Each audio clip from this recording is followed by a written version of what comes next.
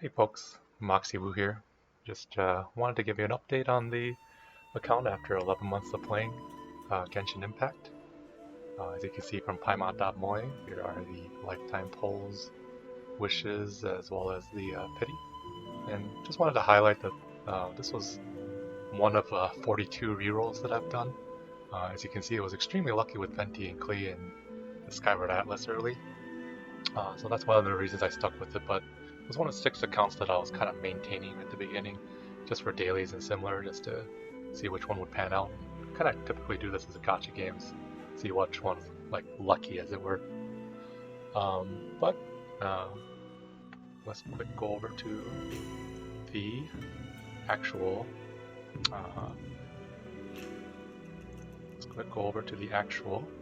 Account, and we'll start with our main person, Xiangling. He's Constellation 3. I did get a couple Welkins on the rerun and pretty much spent $50 total, 6 Welkins and 2 battle passes on this account to get where it's at. Got extremely lucky with the 50-50 on Stapahoma. And as you can see, his stats seem a little low. It's mostly because he's paired with Geo MC all the time. That way he can have 10% extra crit rate in the alt. And we'll just quick go over the artifacts, starting with the flower. As you can see, I've spent a lot of time in the Geo domain, but you know, defense for some reason still keeps cropping up. And the reason I like this build in particular, which HP main stands, is that he can, with enough shred and similar, get up to 178k 8k alt without any food. And you know, if you have a crit rate card in the Abyss, then he's actually quite fine to crit often enough with his ult as well as his pillars. Plus, he can provide a really big shield because of the C3. Here's Bennet, and he's basically just built as a noblese spot with Festering Desire. But the lucky thing was that he actually has pretty decent noblese pieces that ended up giving him enough crit rate and similar to use his E as well as his Q in a nice manner. My next favorite character is, well, she's new obviously, is Raiden Shogun. It's probably tied with Ganyu for my most favorite right now, just in terms of like the waifu as well, but Zhongli is my first and main bae, just because he reminds me of my friend. But Raiden Shogun, as you can see, is highly invested in right now. I believe 60% crit rate or more is really quite a sweet spot for her, and then the rest into the other subs as you can, like crit damage or energy recharge. I got this spear like a couple weeks ago, otherwise I would have farmed a lot harder for the catch and similar, or gave her the Stapahoma to make her more, to make her better. But she's using the Emblem of Severed Fate, and I actually have quite a few Emblem of Severed Fate pieces because since I didn't have to pull for Ayaka or Yoimiya, we get a lot of opportunities in like 5 weeks basically of Inazuma farming. I don't usually do refreshes anymore. There's not really a need. And as you can see, she's got some very nice artifacts, and I just wanted to go over that she could technically use this attack sands and then use a better goblet that I have coming up here. But the problem was when I did that was she just didn't have enough energy to get her ult in a timely fashion. So I really enjoyed this setup, and she has crit damage. That said, I really did try to make this version work where she was wearing this crit damage, or crit rate with crit damage energy recharge helm work, but it just was too much crit rate for too low crit damage overall and energy recharge. But maybe one day she'll just get that 1 or 2 more % damage. Xiangling, she's in actually 4-piece millelith with a high amount of energy recharge and Skyward Spine, which is partially the reason why. The reason why I gave her millelith was actually for the meme at first, because gold was kind of a potato overall, but for some reason it worked out really well with, especially with Raiden Shogun needing attack percentage, and she started actually at C0 before the ball banner released, but now she's at C6 due to very good luck, I thought. And speaking of good luck, we have Ganyu here. As you saw from the first part of the video, she is C1 within like 20-ish pulls, and very, very good ratios, partially because of the Black Cliff Ore Bowl, but the funny thing was, she started in the Blizzard Strayer set, but if you notice, most of my Blizzard Strayer set pieces, when I compare, are not quite as good Like they're just there, and you really want that set bonus to make it work. So unfortunately, fortunately, I got a nice Wanderer set about 1 week right after I finished a Blizzard Strayer set for Ganyu. So she ended up being much more powerful this way. But before that, she was using the Blizzard Strayer set and then the Bolite set, which I put on Klee. And we'll just quick go over Venti. Nothing fancy with Venti, just has a lot of ER, the stringless, and just basically there to vacuum things and do the swirl damage. But for Klee, which is probably my fourth most invested character now, she has the Skyward Atlas, and this is kind of why I like this account a lot. I really enjoy Catalyst users the most in this game, just because I use a controller and the auto targeting feels really nice on them. But as you can see, this was originally Ganyu's set, and she actually had a cryo balloon goblet to sub in. And so it actually came out really, really nice, this whole set did. And oddly enough, I could off-piece the feather, and occasionally I'll swap to the Geo MC feather here, which I'll show later, but I actually just like having it on Geo MC instead of having to worry about swapping here and there. Just because I run a couple accounts, so this main one is really the most important one, but I keep forgetting to switch things if I do too many swaps. But anyway, here's Diona.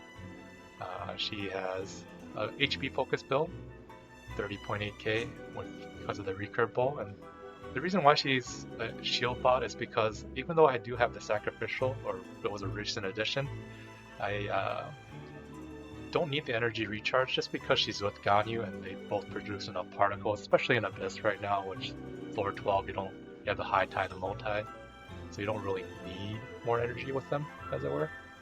But she has some very good pieces overall for noblese, and mostly just an energy recharge and HP focus in Constellation 6.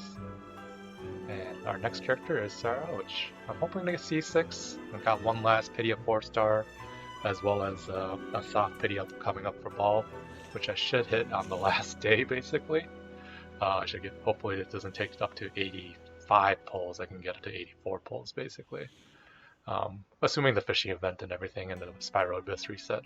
But as you can see, she has a lot of energy recharge just because of the Favonius Warbow.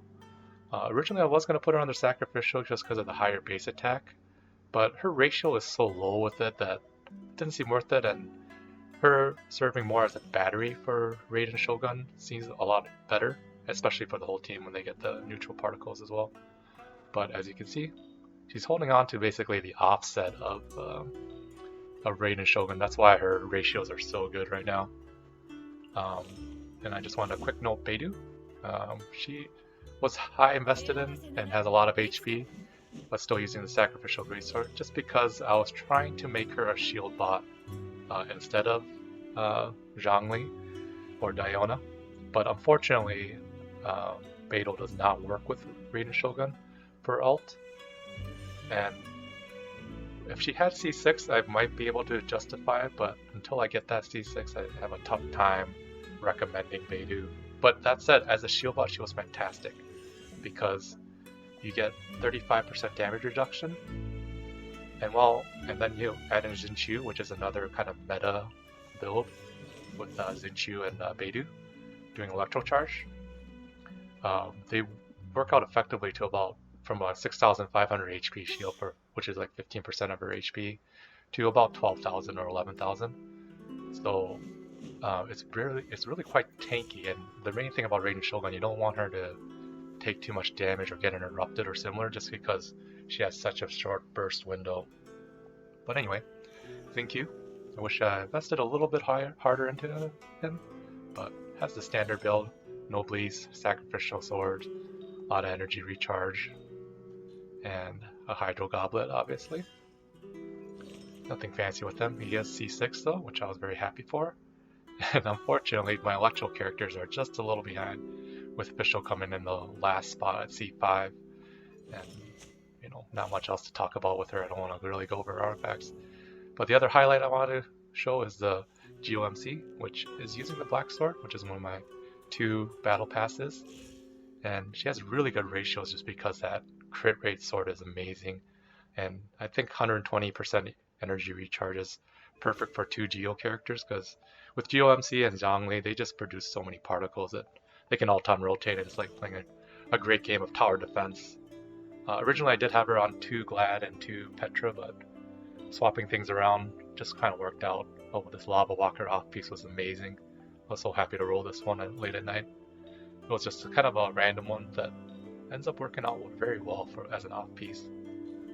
And finally, the last person I think I wanted to show was the fact that I do have a level 70 Lisa, and unfortunately due to the fix that came in 2.1, it's kind of hard to use, because originally you could use or press E and then get up 1 particle out of it, and this was actually perfect for a battery for Raiden Shogun, and then with throwing tails you could just, or would have been a perfect battery for Raiden Shogun, because she just needs like 1 or 2 particles to get by when you rotate through everyone. But tested a few times on Ajdaha, who has that high HP threshold, and still can't get enough particles, unfortunately, with her as the electro support, unlike say Sara or even Beidou or Fischl or similar.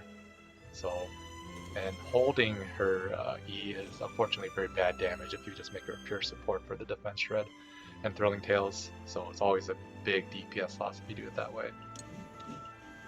Final thing I wanted to mention is that if you do play on controller, do not accidentally hit claim all on the battle pass, because this is what happens, and accidentally ended up with a serpent spine, unfortunately, for my battle pass weapon. So it was one of those moments where I was like, I thought I was just claiming the one item, but unfortunately I was claiming all of them. So as you can see, I have almost all the 4-star weapons, even some of the lithic ones, which I thought were rare. Dragon's Bane, Lithic Spear as well. And I kept, at least on this account, luckily, the white tassels, but I wish I had saved a few more of them, just because I refined it up to 5, but didn't keep a spare one. So that said, I do have a lot of spears, so I don't think I'll have to worry about that too much, especially lucky for an account like this. Anyway, thank you so much for listening, everyone. Hope you enjoyed this little trip down memory lane as well, and have a great day. Bye-bye.